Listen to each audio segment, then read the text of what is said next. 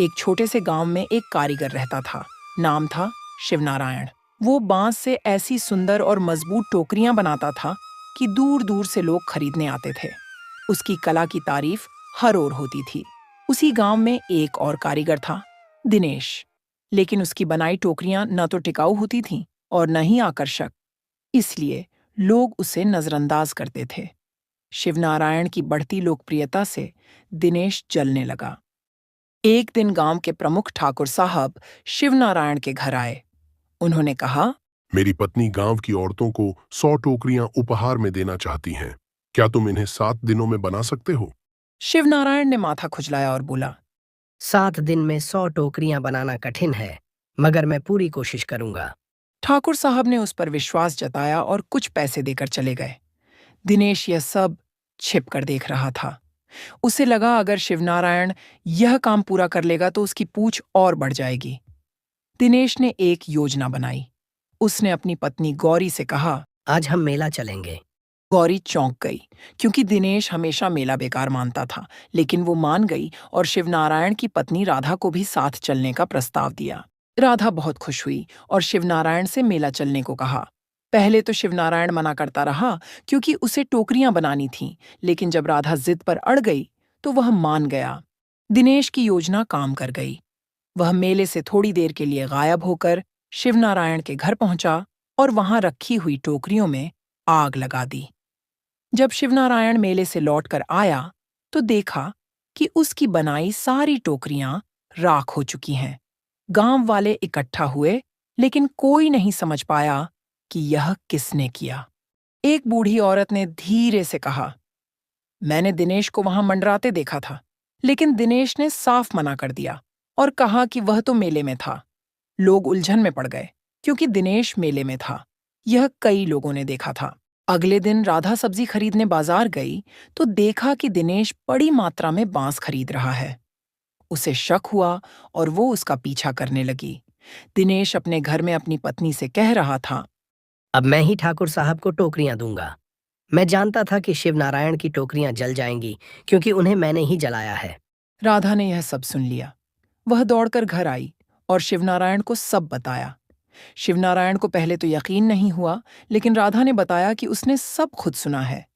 राधा ने अपने गहने शिवनारायण को दिए और कहा कि वो बांस खरीद लाएं और किसी सुरक्षित जगह टोकरियां बनाएं। शिवनारायण को फिर से आत्मविश्वास मिला।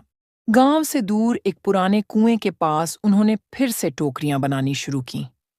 दोनों ने मिलकर दिन रात मेहनत की।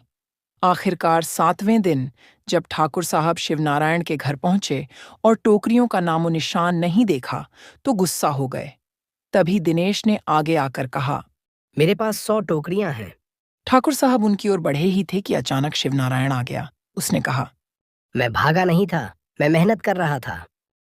फिर उसने इशारा किया और बैलगाड़ी में ढेर सारी खूबसूरत टोकरियां गांव के बाहर से लाई गईं। ठाकुर साहब ने एक टोकरी उठाकर देखा और संतुष्ट होकर बोले, ये तो पहले से भी बढ़िया है। उन्होंने पूछा। तुमने इन्हें गांव के बाहर क्यों बनाया? शिवनारायण ने बताया कि उसकी पिछली टोकरियों में किसी ने आग लगा दी थी, इसलिए इस बार उसने छिपकर काम किया। जब ठाकुर साहब ने पूछा तुम्हें किस पर शक है?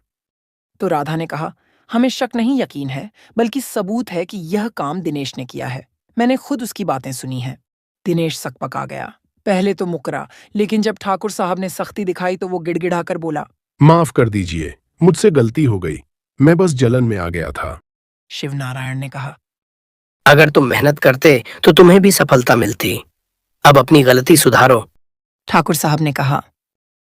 तुमने जितनी टोकरियां जलाई थीं, उतनी बनाकर शिवनारायण को दो। फिर उन्होंने शिवनारायण से कहा, तुम्हारी मेहनत की सराहना होनी चाहिए। तुम्हें बीज और औजार दिए जाएंगे ताकि तुम्हारा काम और अच्छा हो। शिवनारायण की आंखें नम हो गईं, लेकिन इस बार वो खुशी के आंसू थे। दिनेश को भी एक मौका मिला अपनी गलती सुधारने का। गांव वालों को यह सबक मिला कि चालाकी और धोखे से नहीं, बल्कि मेहनत और सच्चाई से जीत मिलती है।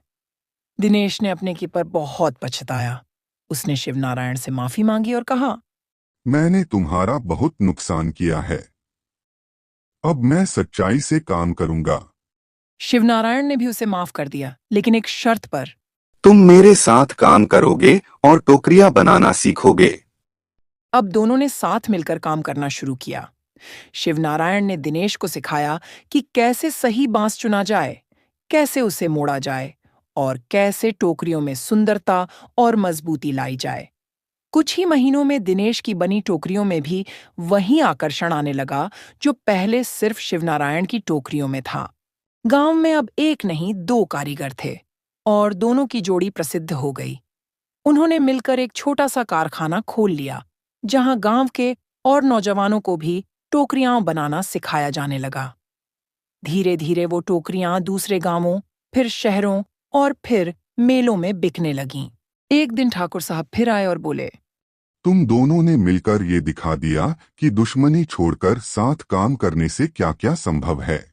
राधा और गौरी भी अब अच्छे दोस्त बन गई थीं। उन्होंने मिलकर महिलाओं के लिए एक समूह बनाया, जो बांस के अलावा अन्य चीजों की कलात्मक वस्तुएं बनाने लगा। इस गांव का नाम अब कलाग्राम के नाम से जाना जाने लगा। वहां से निकली चीजें मेलों और बाजारों की शोभा बनने लगीं। और इस तरह एक ईर्ष्या से शुरू हुई कहानी अब एक मिसाल बन चुकी थी कि मेहनत, माफी और साथ मिलकर चलने की भावना से जिंदगी की हर राख को भी नए सिरे से रोशनी में बदला जा सकता है।